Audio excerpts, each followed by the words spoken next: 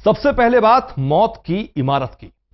दिल्ली में एक बार फिर से एक इमारत मौत की इमारत बन गई। भरभरा कर गिरी इस इमारत के नीचे एक परिवार दब गया।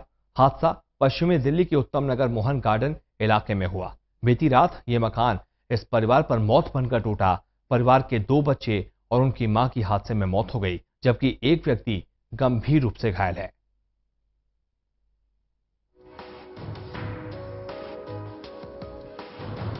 पश्चिमी दिल्ली के मोहन गार्डन इलाके में उस वक्त सनसनी फैल गई जब एक मकान अचानक भरभरा कर ढह गया। मकान के मलबे के नीचे एक पूरा परिवार दब गया, जिसमें 2 मासूम बच्चों और उसकी मां समेत 3 लोगों की मौत हो गई। बच्चों के पिता की हालत फिलहाल गंभीर बनी हुई है और उनका इलाज हॉस्पिटल में चल रहा है। वहीं इसी घर की छत के नीचे बंधे पालतू भैंस और उसका बछड़ा भी मकान के नीचे दबकर मर गए। जानकारी के मुताबिक ये हादसा रविवार रात तकरीबन 2 बजे से 3 बजे के बीच हुआ। अचानक पूरा मकान भरभरा कर गिर पड़ा, जिसके बाद आसपास के लोगों ने पुलिस और फायर को सूचना दी। मलबे को यहां से हटाया गया और इस घर में रहने वाले परिवार को बाहर निकाला गया, लेकिन इस बीच परिवार के 3 सदस्यों की मौत हो गई और एक गंभीर रूप से घायल है। मेरे को सुबह उसने फोन किया 5 बजे, तो मैं तो सो रहा था। उसने 5 बजे फोन किया कैसे से हो गया, पर उसने मुझे बताया कि ये सब 2 बजे करीब हुआ है। और 2 बजे करीब उसमें जो उसका बड़ा भाई है, ताऊ का लड़का, वो और उसकी वाइफ और 2 बच्चे हैं। एक बच्चे की उम्र 4 साल है जो कि लड़का है, और 2 साल उम्र है उसकी लड़की है। तो बताया जा रहा है कि खबर ऐसी है कि डेथ होगी उन तीनों की, 2 बच्चों की, एक उसकी माँ की। वहीं हादसे के बाद मौके पर इलाके के कांग्रेस के पूर्व विधायक और आम आदमी पार्टी के मौजूदा विधायक भी पीड़ित परिवार को सांत्वना देने पहुंचे, लेकिन यहां आरोप प्रत्यारोप की राजनीति भी देखने को मिली। ये पूरे तरीके से बहुत दुखदायी मैं समझता हूं घटना है। ये कोई साधारण सा मामला नहीं है। ये 3 लोगों की जान जो गई है। 2015 में 237 किलोमीटर लंबा सीवर जो हमने शुरू करवाया था वो चालू हो जाना चाहिए था। इस सीवर में भारी स्कैंडल हुआ है। 2013 के बाद से लगातार आज तक स्कैंडल हो रहा है। काम अधूरा पड़ा है। लोगों के मकानों में नीचे पानी भर रहा है। आज मोहन गार्डन में 90% मकानों की ये हालत है, नरक की हालत है। और मैं समझता हूं कि दिल्ली जल बोर्ड के खिलाफ और जो जिम्मेदार लोग हैं उनके खिलाफ नेग्लिजेंसी का मामला, लापरवाही का मामला, हत्या का मामला दर्ज होना चाहिए। सबसे बहुत बड़ा दुख का विषय है। लेकिन बिल्डिंग जो भी थी, बिल्डिंग बहुत पुरानी बिल्डिंग, और कुछ जैसे पीछे कह रहे हैं कि पानी भी भरा हुआ था। भैंस की डेयरी थी, तो उससे कुछ सीलन वगैरह पहले से उसमें थी। और बारिश की काफी 1 हफ्ते से बारिश हो रही है। हादसा तो बहुत बड़ा है। मौके पर सभी विभागों के आला अधिकारियों और नेताओं के आने का सिलसिला जारी है और मलबे को हटाने का काम किया जा रहा है। टोटल न्यूज के लिए दिल्ली से ओपी शुक्ला की रिपोर्ट। पश्चिमी दिल्ली के उत्तम नगर मोहन गार्डन इलाके में हुए हादसे के बाद पीड़ितों के जख्मों पर मरहम लगाने पीडब्ल्यूडी मंत्री सत्येंद्र जैन भी पहुंचे, लेकिन इलाके के लोगों ने उन्हें घेर लिया। काफी देर तक हंगामे और नारेबाजी के बाद सत्येंद्र जैन वहां से निकल पाए।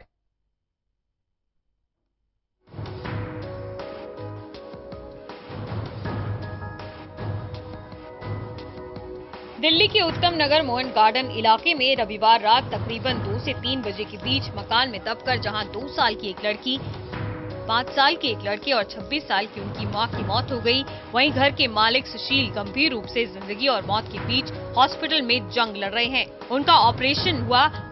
हादसे के बाद सभी विभागों के आला अधिकारी और कई पार्टियों के नेता और इसके साथ ही दिल्ली सरकार के मंत्री सत्येंद्र जैन मौके पर पहुंचे। पीडब्ल्यूडी मंत्री सत्येंद्र जैन ने मकान गिरने का कारण पुराना और इसे जर्जर होना बताया, जिसके चलते पीड़ित परिवार और इलाके के लोगों ने सत्येंद्र जैन का विरोध किया और उन्हें जमकर घेरा। बताया जा रहा है कि सत्येंद्र जैन को इलाके के लोगों ने करीब 20 मिनट तक बंधक बनाए रखा।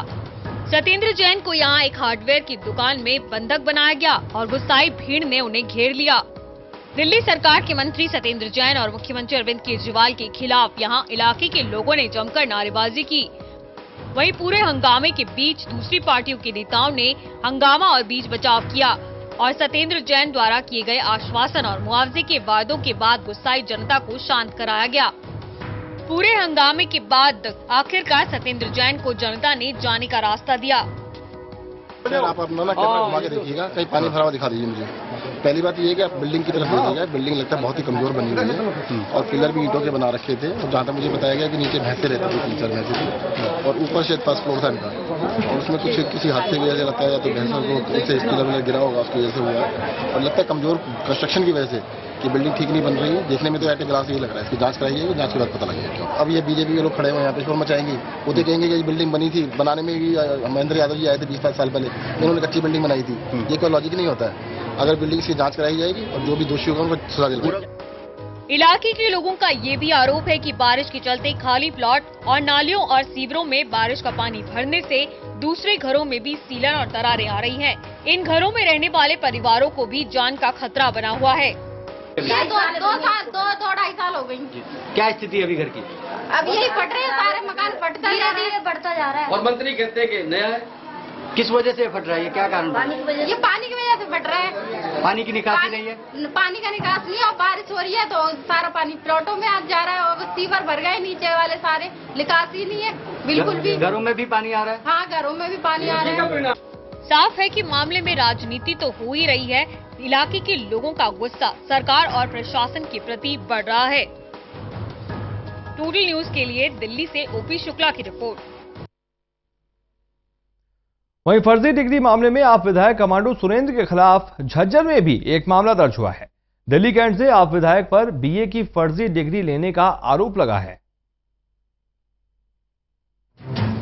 दिल्ली की आप सरकार के विधायकों के कानूनी शिकंजे में फंसने का क्रम झज्जर में दर्ज हुए धोखाधड़ी के मामले के साथ ही और आगे बढ़ गया। मूल रूप से झज्जर के गांव छाला के रहने वाले कमांडो सुरेंद्र आम आदमी पार्टी से दिल्ली के कैंट में विधायक हैं और कमांडो पर फर्जी डिग्री के आधार पर झज्जर के राजकीय वरिष्ठ माध्यमिक विद्यालय में 1 साल से ज्यादा नौकरी करने का मामला सामने आया है।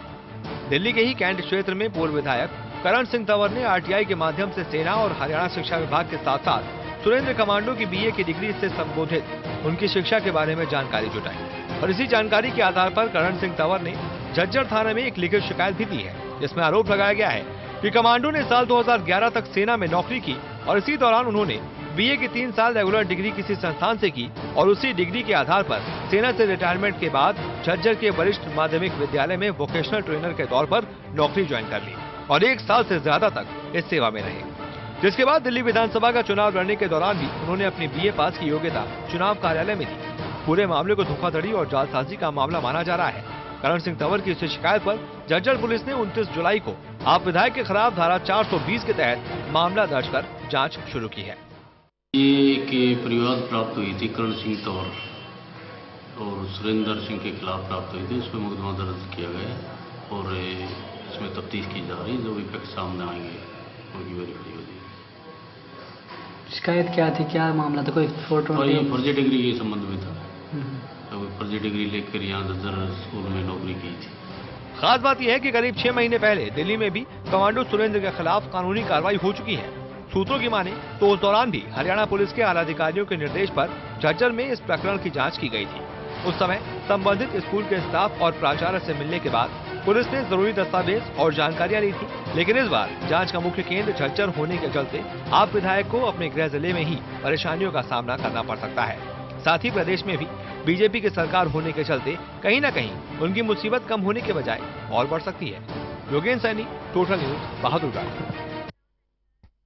आप वर्कर सोनी सुसाइड मामले में रोहिणी कोर्ट में आम आदमी पार्टी विधायक शरद चौहान और दूसरे सभी आरोपियों को पेश किया गया।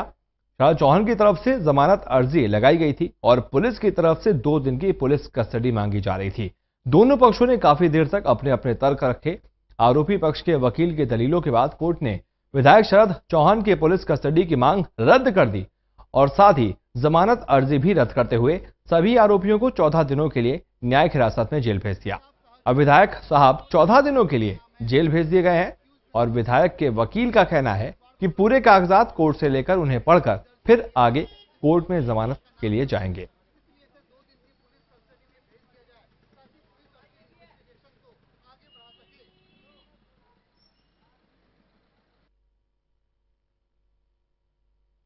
क्राइम ब्रांच ने एप्लीकेशन लगाई थी जो कल लगाई हुई थी, जो आज के लिए पुटअप हुई थी। उसमें 2 दिन का पुलिस रिमांड क्राइम ब्रांच ने मांगा था शरद चौहान का पर हमने उसको इस ग्राउंड पे अपोज किया कि 5 दिन से लगातार उनसे इन्वेस्टिगेशन ज्वाइन करवाई गई थी और उन्होंने कंप्लीटली कोऑपरेट किया है और उसके बावजूद ये उन्होंने उसकी इलीगल अरेस्ट की है और अब उनकी इन्वेस्टिगेशन में कोई ज़रूरत नहीं है क्योंकि कोई कॉजेंट एविडेंस उनके खिलाफ आई नहीं है। ऑन रिकॉर्ड एफआईआर में उनका नाम नहीं है, डाइंग डिक्लेरेशन में उनका नाम नहीं है, ऑडियो जो व्हाट्सएप चैट हुई उसके अंदर उनका नाम नहीं है और जो वीडियो रिकॉर्डिंग हुई है जिसको ये डाइंग डिक्लेरेशन इसको मान के चल रहे हैं उसमें भी कहीं सर चौहान एमएलए का कोई नाम नहीं आया। इसको पॉलिटिकल डिस्प्यूट की वजह से पॉलिटिकली इनको तो 14 दिनों के लिए न्यायिक हिरासत में भेज दिए गए हैं शरद चौहान। आगे एक छोटा सा ब्रेक ले रहे हैं, ब्रेक के बाद फौरन वापस लौटते हैं।